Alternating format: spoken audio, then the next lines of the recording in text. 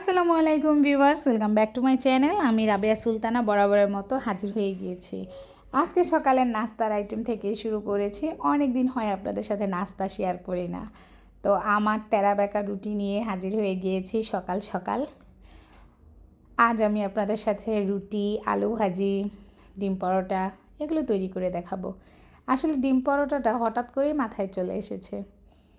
ভাবলাম যেহেতু আলু ভাজি করছি, ডিম ভাজবো, তো একটা ডিম পরোটাই করে ফেলি না, কেমন হয়। তো সেই জন্যেই শুরু করে দিলাম নাস্তার আইটেম। 2024 সাল শেষের দিকে, এটা আমার লাস্ট ভিডিও 2024 সালের। আশা করছি আর 2025 সালে গিয়ে হয়তো আপনাদের সাথে ভিডিও শেয়ার করব। আসলে কোনো মানুষই কিন্তু পারফেক্ট না। দুঃখ, হাসি, কান্না, মন খারাপ, ভালো সব কিছু মিলিয়েই কিন্তু একটা মানুষের জীবন। একটা মানুষ পরিপূর্ণভাবে সব কিছু কিন্তু পায় না।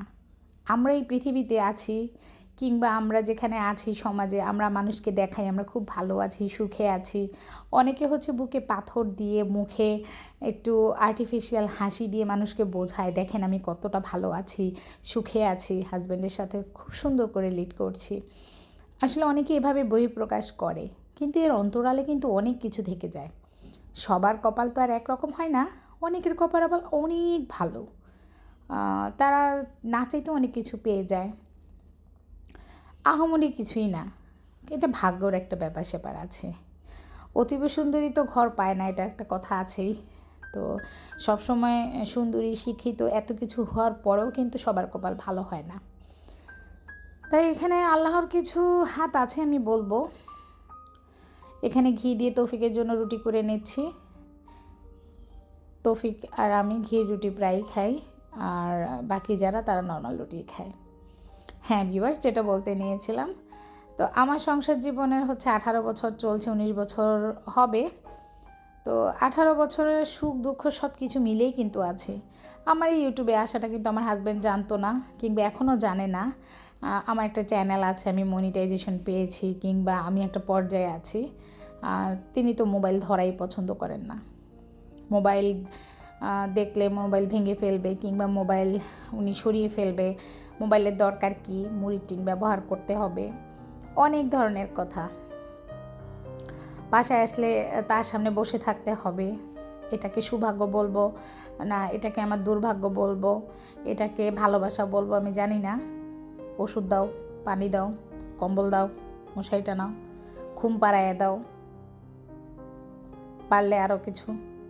যাই হোক, কেন জানি এই বিয়ে প্রথাটা চলে এসেছে। বিয়ে প্রথাটা না থাকাটাই মনে বেটার ছিল।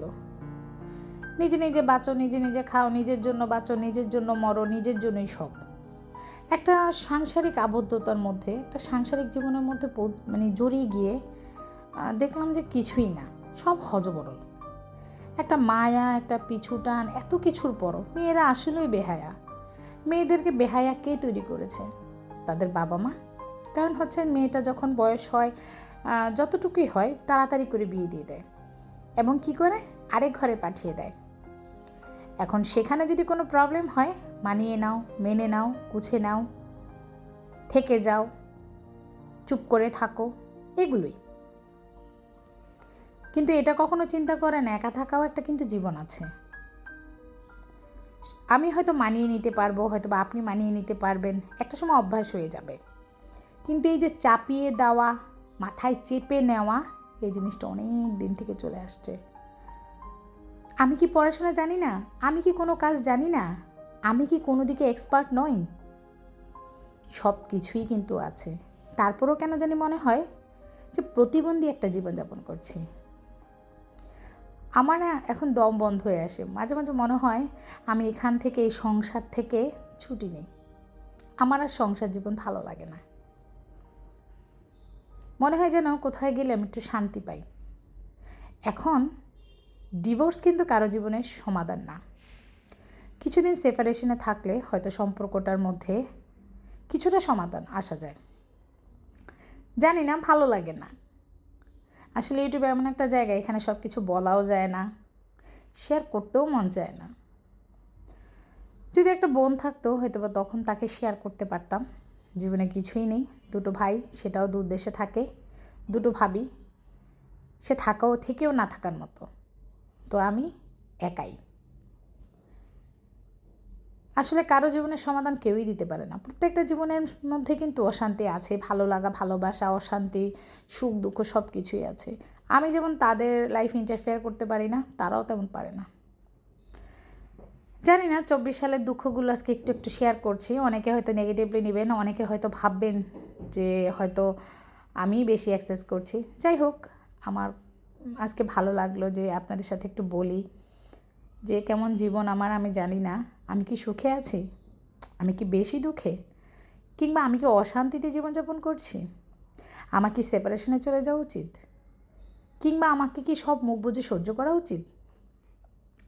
পুরুষ বিয়ে করে মহিলাকে চালনা করার জন্য, খাওয়ানোর জন্য, পড়ানোর জন্য, ভরণ পোষণ সব কিছু ক্যারি করার জন্য।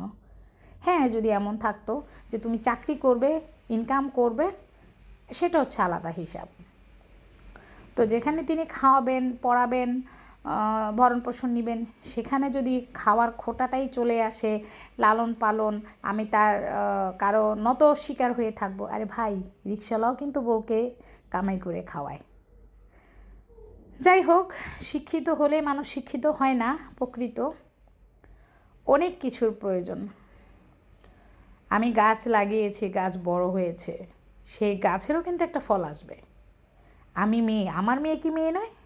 আসবে একটা সময়, খুব সুন্দর একটা রেজাল্ট চলে আসবে। ভিউয়ার্স, কথা বলতে বলতে কিন্তু আমার ডিম পরোটাটা হয়ে গিয়েছে। একটা রুটি তৈরি করেছিলাম, তার মধ্যে আমি যেভাবে আমরা পেঁয়াজ কাঁচামরিচ দিয়ে ডিম খাই সেভাবে কিন্তু সুন্দর করে আমি রুটির উপরে দিয়ে দিয়েছি। তারপরে আরেকটা রুটি দিয়ে চেপে চেপে দিয়েছি এবং একটু তেল দিয়ে ভেজে নিয়েছি। সেটা গরম গরম তুলে আমি কাঁচি দিয়ে কেটে নিয়েছি। আর এখানে দুটো ডিম পোস্ট করছি, একটা তৌফিক খাবে, একটা তার বাবা খাবে। এই যে এখন উল্টিয়ে নিচ্ছি।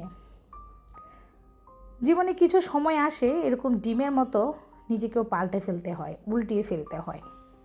মাঝে মাঝে বলে যে আমি কিভাবে এমন পাল্টে যাই, বদলে যাই। আমার মাঝে ঘৃণা জিনিসটা বেশি।